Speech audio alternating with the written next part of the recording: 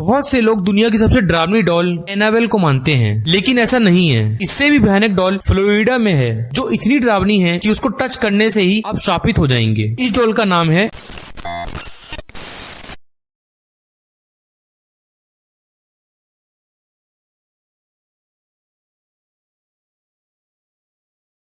जरा याद करिए कि पहली डॉल कौन सी थी। डॉल्स अक्सर बच्चों के सबसे पहले दोस्तों में से एक होती हैं। वह उन्हें नाम देते हैं, उन्हें ड्रेस पहनाते हैं, यहाँ तक कि उन्हें हर जगह अपने साथ रखते हैं। लेकिन क्या आप जानते हैं ये खतरनाक भी हो सकता है। दरअसल एनाबेल और द कंज्यूरिंग जैसी डरावनी फिल्मों में से हमें समझ आता है कि आखिर निर्जीव गुड़िया भी कितनी डरावनी हो सकती है। हालांकि गुड़िया सिर्फ फिल्मों में ही डरावनी नहीं होती, असल जिंदगी में भी वे काफी डरावनी होती है। कई लोग बुरी आत्माओं वाली डॉल्स का भी शिकार हुए हैं। ऐसे में बहुत से लोग दुनिया की सबसे डरावनी डॉल एनाबेल को मानते हैं, लेकिन ऐसा नहीं है। इससे भी भयानक डॉल फ्लोरिडा के वेस्ट में ईस्ट मॉर्टेलो म्यूजियम में है और इसे रॉबर्ट द डॉल नाम से जाना जाता है। ये गुड़िया दशकों से लोगों को डरा रही है। इस डॉल में एक बच्चे को नाविक के कपड़े पहने हुए एक छोटे कुत्ते को पकड़ते हुए दिखाया गया है। रिपोर्ट्स के मुताबिक 1904 में रॉबर्ट यूजिन ऑट्टो नाम के एक लड़के को एक नौकर के द्वारा गिफ्ट किया गया था। कुछ दिनों के बाद उसे कई चीजें महसूस होने लगी। उनके मुताबिक ये डॉल रात के समय फर्नीचर को गिरा देती थी। 100 साल पुरानी ये डॉल उसी के बाद चर्चा में है। जब रॉबर्ट यूजिन बड़ा हुआ तो वह घर से बाहर चला गया और अपनी डॉल रॉबर्ट को अपने पीछे छोड़ गया। कहा जाता है कि इस गुड़िया में अलौकिक शक्ति जो इसे चलने, अपने चेहरे के भाव बदलने, भयानक हंसी की आवाजें निकालने में सक्षम बनाती हैं। लेकिन शायद सबसे डरावनी चीज यह है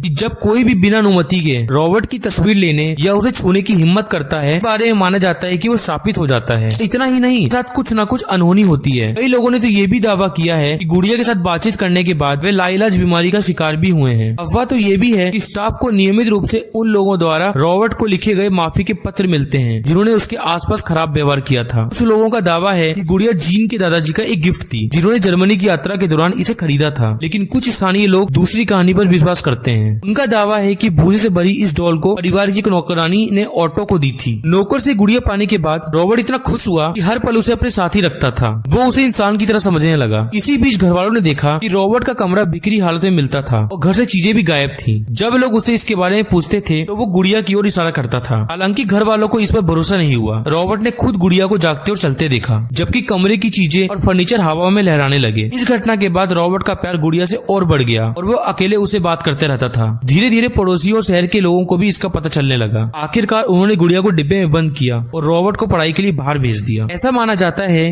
कि जीन रॉबर्ट को हर जगह अपने साथ ले जाता था। भले ही रॉबर्ट गुड़िया शायद उसकी उम्र के लड़के के लिए थोड़ी बड़ी और बोझिल हो, लेकिन कुछ साल के बाद रॉबर्ट गुड़िया की कहानी अजीब और अधिक डरावनी होने लगी। कुछ समय बाद ही रॉबर्ट ऑटो के जीवन और घर के बाहर के लोगों ने नोटिस करना शुरू कर दिया कि ये गुड़िया कुछ अजीब है। कई कहानियों में दावा किया गया है कि ऑटो परिवार के नौकरों ने उसके कमरे में डॉल को अकेले 2 अलग अलग आवाजों में बात करते हुए सुना था। कई रात तो ऐसी भी होती थी जब ऑटो चिल्लाते हुए जाग जाता था। इसके अलावा घर के अंदर गुड़िया कथित तौर पर घर के चारों ओर अपने आप घूमती थी। रॉबर्ट की कदमों की आवाजों से लेकर किलकिलाहट तक भी लोगों को सुनाई देती थी। दिलचस्प बात यह है कि रॉबर्ट शादी के बाद जिस घर में शिफ्ट हुआ वहाँ गुड़िया को भी लेकर गया। पत्नी के मना करने के बाद भी उसका प्यार डॉल से कम नहीं हुआ। साल 1974 में रॉबर्ट की मौत के बाद उसका घर जिस परिवार ने खरीदा उसमें मौजूद एक बच्ची ने गुड़िया को बॉक्स से निकाल दिया। फिर से उसने वही काम शुरू कर दिया और बच्ची ने बताया कि वो उसे मारना चाहती है। द सन की रिपोर्ट के मुताबिक आखिरकार 1994 में उन्होंने गुड़िया को फ्लोरिडा के म्यूजियम में डोनेट किया। यहाँ भी गुड़िया म्यूजियम को बिखेर देती थी, जिसके बाद उसे एक कैबिन में बंद कर दिया गया। बताते हैं अगर कोई गुड़िया की इज्जत